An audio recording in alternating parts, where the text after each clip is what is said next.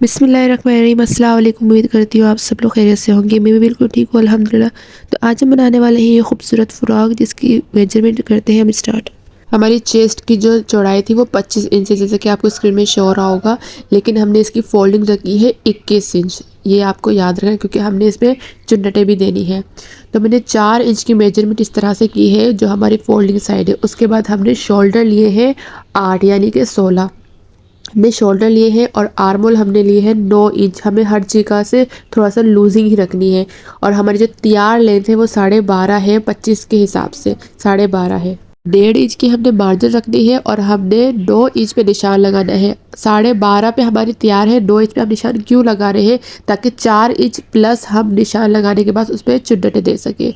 तो जैसे कि आपको नज़र आ रहा होगा, हमने 2 इंच पे निशान लगाया है और हमने आर्मोल से 6-6 इंच के हमने निशान लगाए, जैसे कि आपको नज़र आ रहा होगा।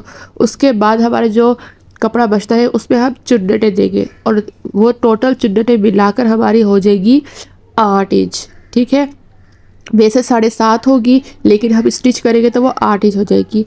हमारी लेंथ थी 41 और अब हम इसके कटिंग कर रहे हैं। जो हमारी चुन्नट वाला साइड होगा वो कटिंग कर रहे हैं। आई होप आपको यहाँ तक की वीडियो समझ में आई होगी। अगर आपको समझ में ना आए तो आप फिर से देख लीजिएगा और मेरी आवाज़ को इग्नोर कीजिएगा, क्योंकि मुझे बहुत ही ज़्यादा फ्लू हो रहा है, इस वजह से मेरी आवाज़ इस तरह से आ रही है आपको। तो आप जैसे कि देख रहे होंगे, हमने इस तरह से चुन्नट देनी है और कम से कम 3.5 इंच हमारी चुन्नटें एक साइड से होगी। फिर टोटल 7 इंच हमारी चुन्नटें हो जाएगी। स्टिच होने के बाद हमारी वो 8 इंच हो जाएगी। अब मैं आपको शो कर देती हूँ कि जिस तरह से मैंने कटिंग किया था, इसका इस तरह से शेप आना चाहिए। वो आपके ऊपर डिपेंड है कि आप कितनी चुन्नटें रखना पसंद करते हैं। मैंने 10-11 इंच की एक साइड से ली थी, तो वो 20 इंच की हो गई। तो ये चुन्नट आने के बाद इस तरह से आ जाएगा शेप। तो अब आपको नज़र आ रहा होगा, हमने इस तरह से चुन्नटें देनी है और हमें 25 इंच इसकी चौड़ाई चाहिए। मेरी क्लाइंट प्रेग्नेंट है, लास्ट में उनका मंथ चल रहा है, तो उनको लूजिंग एक अच्छी सी फ्रॉक चाहिए थी, तो ये डिज़ाइन मैं उनको बना के दे रही हूँ। तो जैसे कि मैं आपको शो कर रही हूँ, ये 8 इंच तैयार होना चाहिए। अब हमने लेना है डबल फोल्डिंग कपड़ा ले लेना है, जैसे कि आपको नज़र आ रहा होगा, और हमने 4 इंच पे निशान लगाना है। और हमारा वहाँ 9 इंच था, तो हम इसे 9 इंच नहीं, हम इसमें 10-11 इंच रखेंगे ताकि 9 इंच इसका तैयार हो जाए। अब हम इसे कटिंग कर लेना है। हमने 4 इंच से एक साइड 4 इंच से बढ़ाकर ही कपड़ा रखना है, ताकि हमारे एक्स्ट्रा हो जाए, कम ना हो। अब हमने आड़ी आड़ी इस तरह से लेस स्टिच करनी है। आप चाहे तो आप कोई और डिज़ाइन भी रख सकते हैं, लेकिन मैंने इसी तरह से रखनी थी।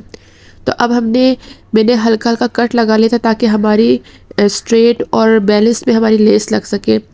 तो 2-2 इंच के गैप में हमने 3 लेसें लगानी है दोनों तरफ से।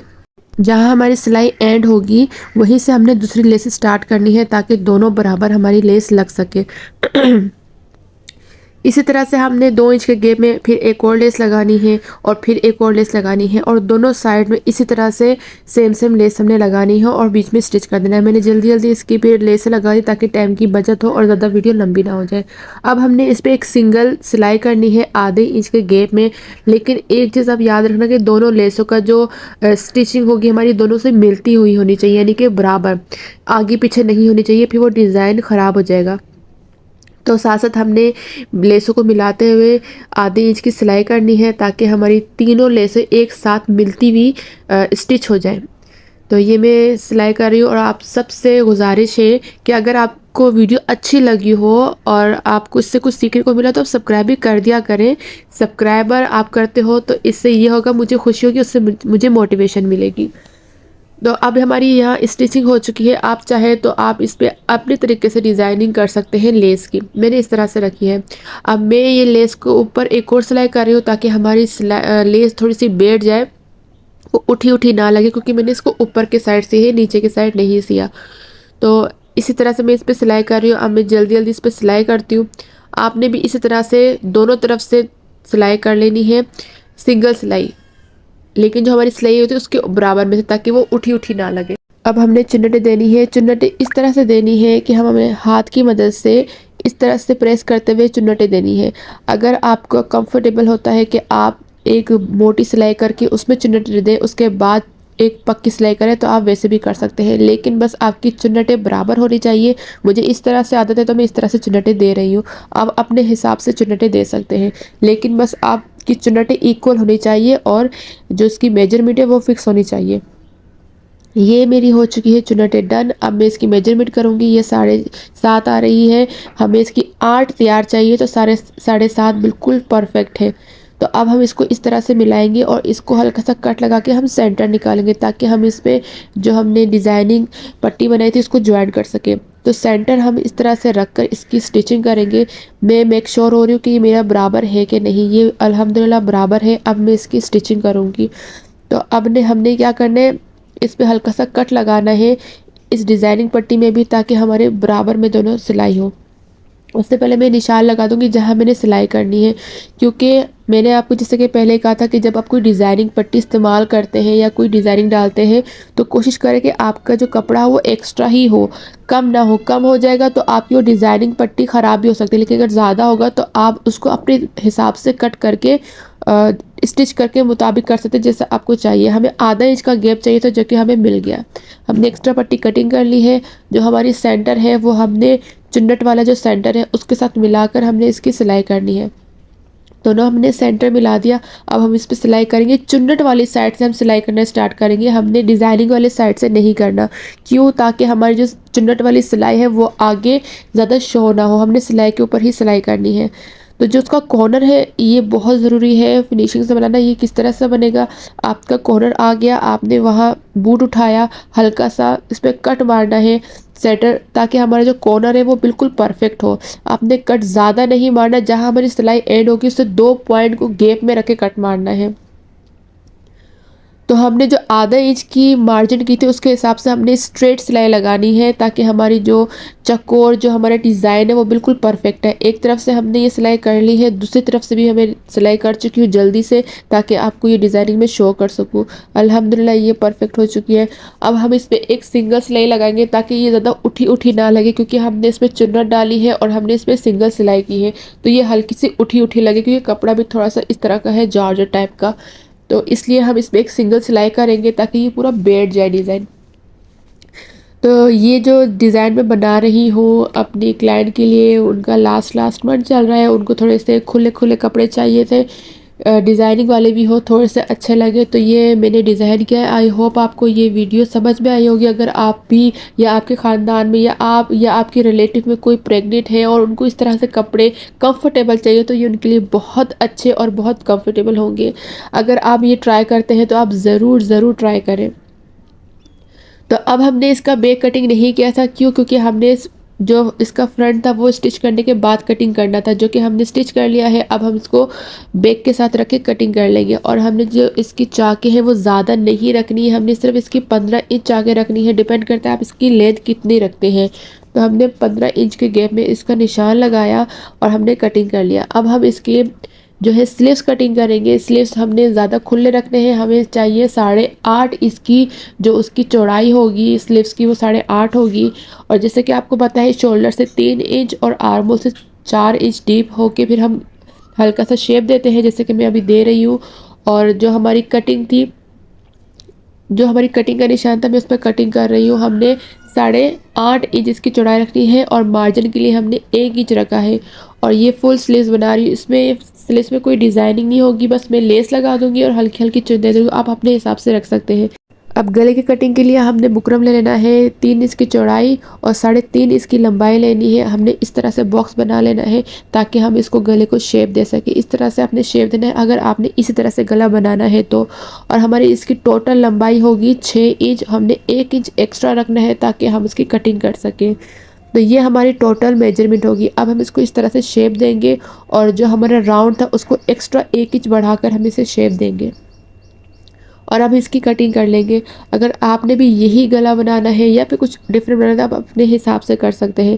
तो अब हम इसकी कटिंग कर रहे हैं। जैसे कि आपको नज़र आ रहा होगा हमने ज़्यादा डीप नहीं रखा, क्योंकि आपको तो पता ही होगा जो प्रेग्नेंट औरतें होती हैं, ख़वातीन होती हैं, वो ज़्यादा बड़े गले नहीं पहनती। ख़ासकर इस तरह की फ़्राकों के ऊपर छोटे से और यूनिक गले ही अच्छे लगते हैं। तो इस तरह से मैं इसको अच्छे से आयरन कर दूंगी और आयरन करने के बाद मैं कटिंग कर रही हूँ। मैं आपके साथ एक एक चीज़ इसलिए शेयर कर रही हूँ कि अगर आपको सेम टू सेम यही तरह बनाना है, इसी तरह बनाना है, तो आपको कोई परेशानी ना हो, आपको हर एक चीज़ स्टेप बाय स्टेप मिल जाए। अब मैंने इसकी एक्स्ट्रा कपड़ा कटिंग कर लिया है, इस तरह से मैंने कट भी कर लिया। अब मैं इसको आयरन कर रही हूँ। इससे क्या होता है, आप जब सिलाई करते हैं तो आपको ज़्यादा परेशानी नहीं होती, आप एक ही सिलाई में आराम से सिलाई कर लेते हैं। तो मैं इसको इस तरह से फोल्ड करके आयरन करूँगी। अब मैं औरा पट्टी लूँगी बैक के लिए, जो कि आपको सबको पता होगा बैक के लिए औरा पट्टी ही लगती है ताकि वो आराम से फोल्ड हो सके। तो मैंने इसकी औरा पट्टी कटिंग कर ली है।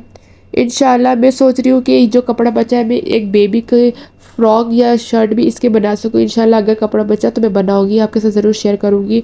तो 3 इंच और 2-2.5 इंच का मैंने चौड़ाई के हिसाब से बैक का गला भी कटिंग कर लिया है और मैं अब आर्म होल की डीप कटिंग कर रही हूँ। तो ये बहुत ज़रूरी होता है, आप फ्रॉक बनाए, शर्ट बनाए, कुर्ता बनाए, कुछ भी बनाए, लेकिन डीप कटिंग लाजमी होती है। ये इसलिए होती है ताकि आपका एक शेप आ सके आर्म होल में। अब एक बूट की सिलाई पे आपने बुकरम के ऊपर अच्छे से सिलाई कर लेनी है। आप हर चीज़ अगर नीट से करते हैं तो वो बहुत खूबसूरत लगती है, ये आपको भी पता है। मैं हमेशा कहती हूँ अगर कटिंग परफेक्ट होगी तो स्टिचिंग भी परफेक्ट होगी इंशाल्लाह। तो इस तरह से आपने हल्का हल्का फोल्ड करते हुए एक बूट की सिलाई लगानी है। ये हो चुका है हमारा डन। अब हम आते हैं इसी के ऊपर जो हमने सिलाई की थी उसको बंद करके हमने हल्का सा हाथ से प्रेस करना है ताकि एक इंक्रीज बन जाए, ताकि हमें इसको जॉइन करने में कोई परेशानी ना हो।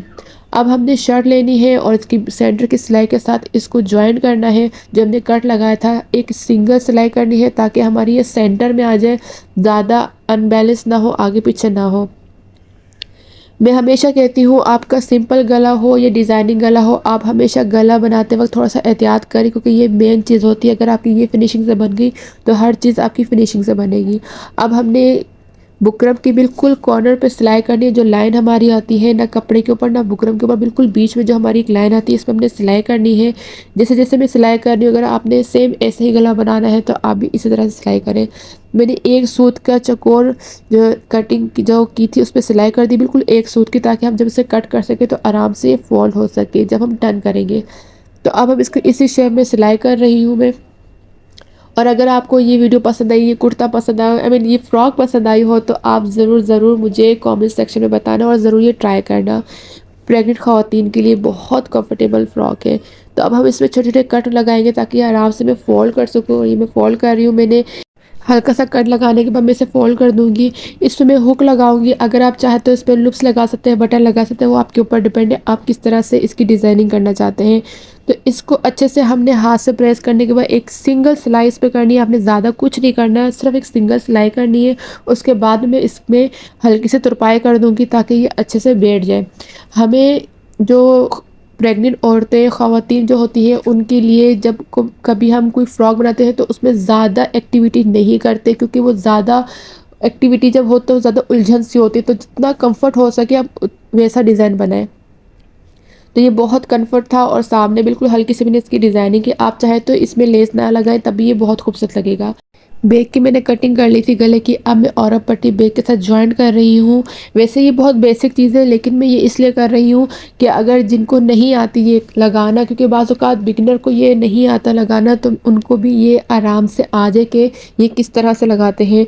एक चीज़ मैं यहाँ पर क्लियर कर दूँ, जब भी आप बैक में और पट्टी लगाते हैं तो ज़रा सा भी आप और पट्टी ना खींचे। इससे क्या होगा, आपकी झोल आ सकती है और वो बहुत बुरा लग सकता है।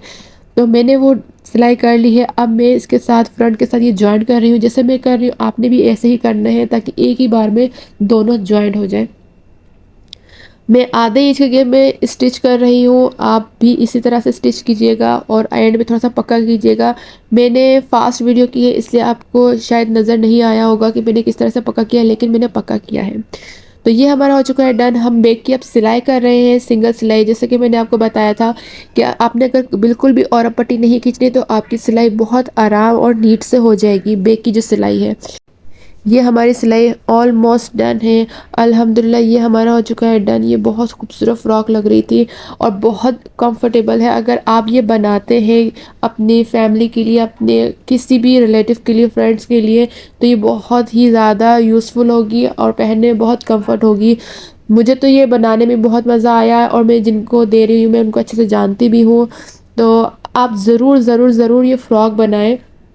और सिर्फ प्रेग्नेंट औरतों के लिए नहीं, जिनको इस तरह की शर्टें और फ्रॉकें पसंद है तो वो रिलेट कर सकेंगे। ये देख कर के कितनी ज़्यादा नाइस और बहुत अच्छी लगेगी ये पहनकर। अगर आपको ये मेरी वीडियो पसंद आए तो लाइक, कमेंट, शेयर करना मत भूलिएगा और मुझे सपोर्ट करना मत भूलिएगा। अगर आपको इनमें से कुछ भी अच्छा लगा हो और कुछ सीखने को मिला हो, मुझे आप सबकी सपोर्ट की बहुत ज़रूरत है। वैसे तो मेरी फैमिली बहुत बड़ी हो चुकी है और आप सब ने मुझे सपोर्ट किया है, लेकिन मुझे अभी भी आपकी सपोर्ट की ज़रूरत है। और इंशाल्लाह मैं बहुत ज़्यादा नए नए डिज़ाइन लेकर आऊँगी। मैं कुछ दिन बहुत बिज़ी थी और तबीयत भी ख़राब थी, तो मैं एक्टिव नहीं थी, वीडियो अपलोड नहीं कर पा रही थी, लेकिन इंशाल्लाह अब मैं रेगुलर अपलोड करूँगी। Thank you for watching.